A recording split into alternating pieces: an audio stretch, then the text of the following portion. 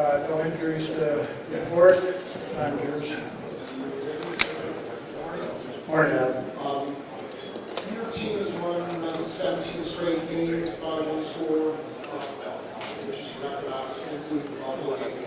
How can you explain you're the ones that make the play of the game consistently? Yeah, some of those were just how the ball bounced, literally. And others, I know our guys work hard at all the different situations that we've had. During training camp, you pound those things out. Normally, you don't get to use them all. I feel like we used most of the situations this year. But I would also tell you that the guys, they obviously don't give up. They're going to play 4 quarters for you. Andy, right here, your left, sir. Front row. Gotcha. Patrick, everyone knows about his physical abilities and the things that he does, but I don't necessarily think he gets enough credit for his mental acumen as a quarterback. Could you talk about that side of it, please? Yeah, sure. Patrick's a real sharp guy, very smart. Spends a lot of time at the game and making sure that all these crazy formations that we have, that he can digest them first and then be able to spit them out in a short period of time. He's able to see and anticipate what the defense is going to do. So there's some things there that you got to know where your guys are. You got to know where their guys are, and he's able to digest all that too. So a sharp kid. Andy, a lot of the younger players talk about Travis's practice habits, and we see it during training camp. But what stands out, 20-somethings into the year about just the way he is on the practice field? Yeah, Sam. I mean, you see it every day too. That he goes 100 miles an hour. He wants to be in on every snap. We monitor that, but he wants to fight you when he has to come out. It's the same way during games. So it doesn't matter if it's a walkthrough, if it's full speed practice. He wants to be a part of it and be in there. And it's not just when he's getting the ball or being dialed up there. It's literally all the time. So, but again, we try to monitor that so he can stay fresh through the season like we do the other players. But he lets it be known that he likes to be in there all the time. Andy, DeAndre Hopkins was mentioning how much he's been revitalized by joining you guys mid-season. What have you seen from him since he joined your team, and do you hope to be able to use him a little more in the offense against the Eagles on Sunday? Yeah, I knew we were getting a good player. Played against him quite a little bit, and but I didn't know the leadership part. He's been tremendous that way. Just he hasn't complained that we're spreading the ball around or utilizing other guys along with him. He's willing to share in that way.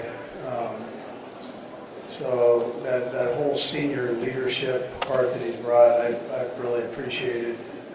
And he's a unique route runner. He knows how to set things up. He shared that with some of the guys, and I appreciate that part too. As you think back to adding Steve in 2019, I just was wondering if you could put into words what he's meant to building the program in Kansas City. Sure. Yeah, we appreciated Bob Sutton, all that he did, and then Spags was able to come in and jump into that spot, and done a great job with the guys. I think the thing I appreciate most is watching the trust that the players have in them. That means that you're doing a whole lot of things right. These guys, you're not going to pull the wool over their eyes, and not for as long as he's been doing it. So they trust his scheme. He's a good teacher. They trust him as a person, knowing that he's going to try his best to put you in the best position for your skill that he possibly can, and try to highlight that part. Good morning, Andy. I'm Scott. I got you. I'm going side to side. This is like a ping pong match. I got it. That sounds good. That sounds good. Thank you very much. You guys are class acts anyways. Nevertheless, you've seen a lot of great quarterbacks over the years.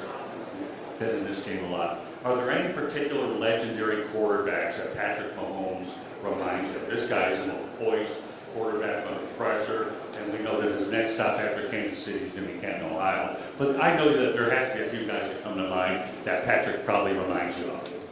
Yeah, I've tried not to compare them. I mean, I've been blessed. I've been around some great ones.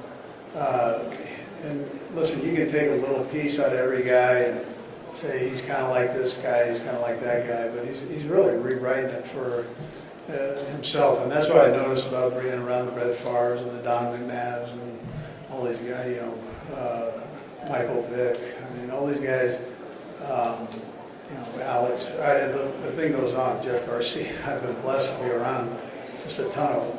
And they all kind of put their mark on it, their own mark.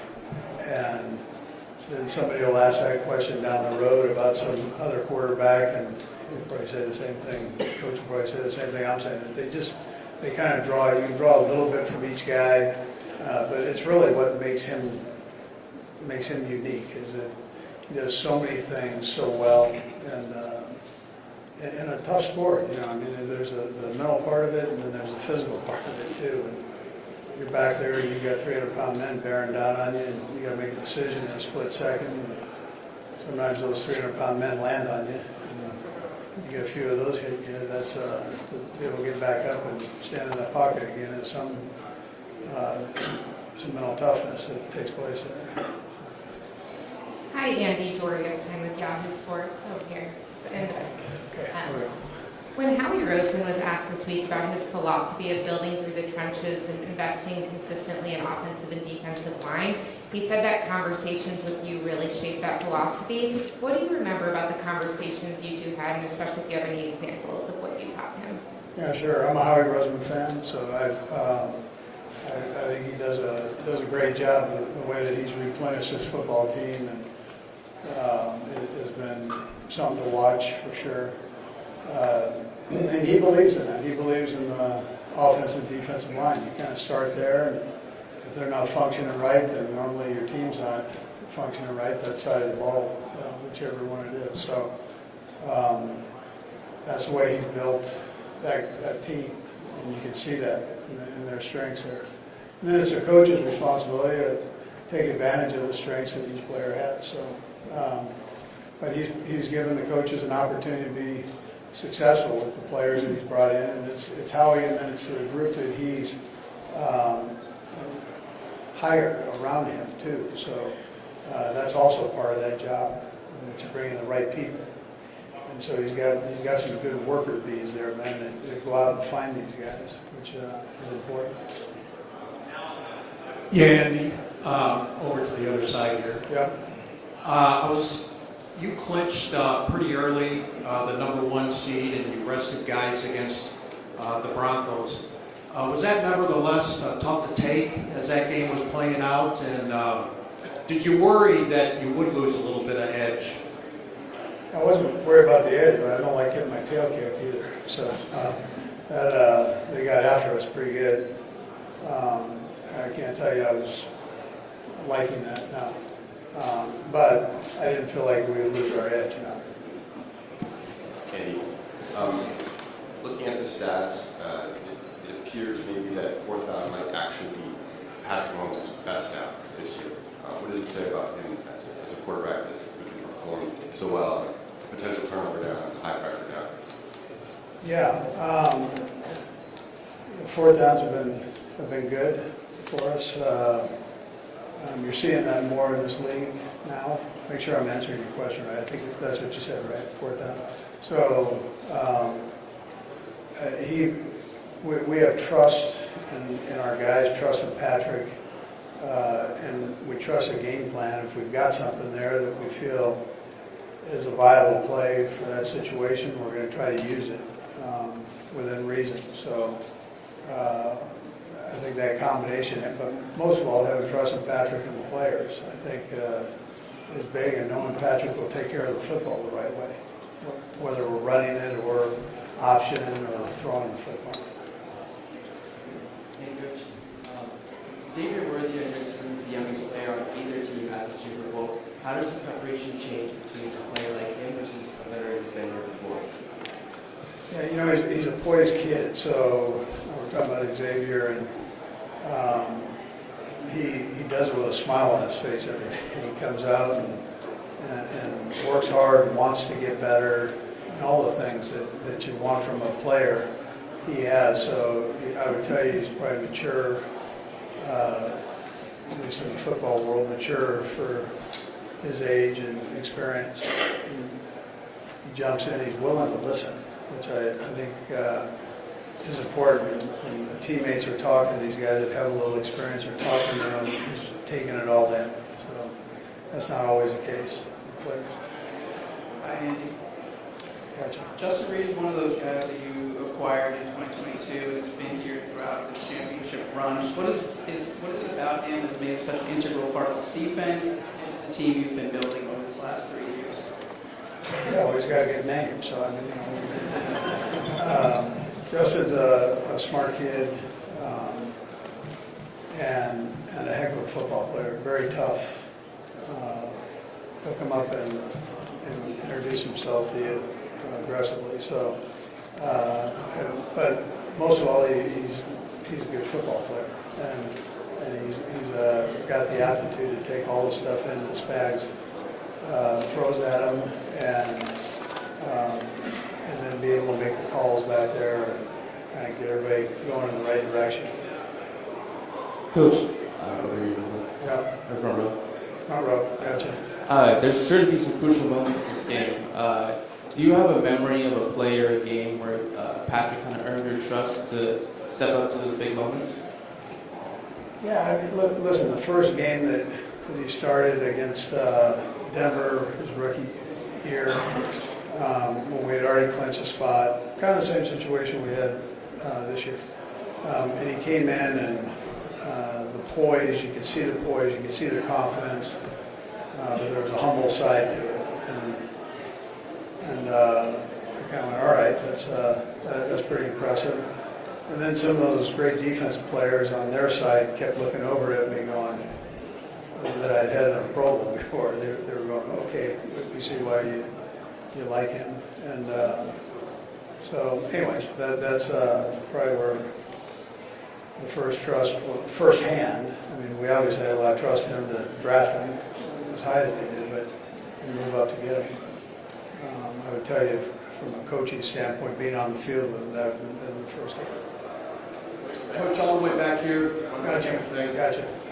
Now that you've got Hollywood back healthy, it seems like you've got a full stable. Do you feel like you're seeing the passing game that you expected to see, even though you don't have Rasheed Rice? Yeah. And Rasheed's doing well. He's healing up good, which is positive for next year. We're as healthy as we've been to this point, knock on wood. So